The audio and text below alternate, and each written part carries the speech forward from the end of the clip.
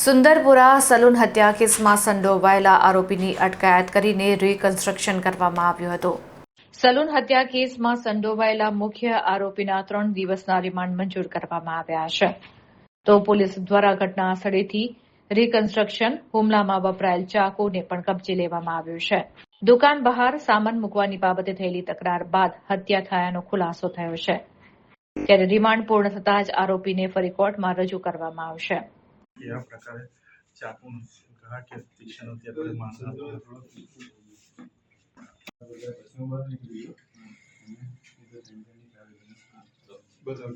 સાથે કેટલા જણ હતા, શું હતા?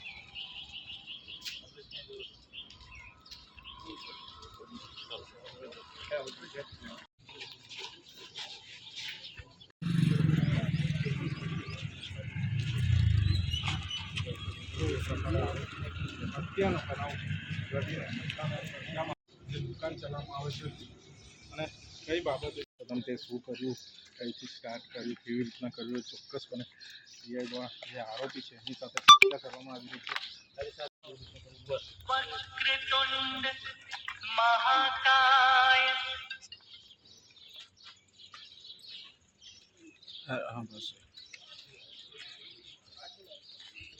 જે સલૂનમાં કામ કરતા વ્યક્તિની મદદ કરવામાં આવી છે, હત્યા કરવામાં આવી છે.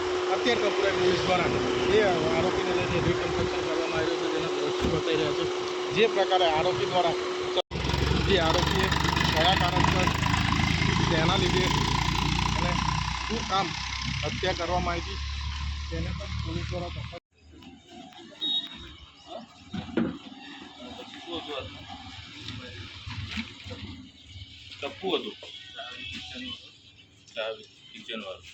અત્યારે કપૂરા પીઆઈ સાથે એમનો સ્ટાફ અને બધા સ્ટાફ દ્વારા તમે જોઈ શકશો કે જે પ્રકારે જે આરોપીએ જે ઘટના ઘટીથી નથી હત્યા કરવા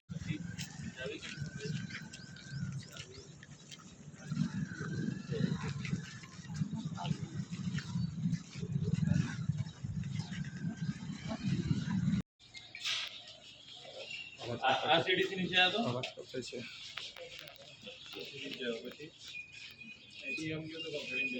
આઈથી તો આકાર તમે જોઈ શકશો કે જે રીતના પ્રકારે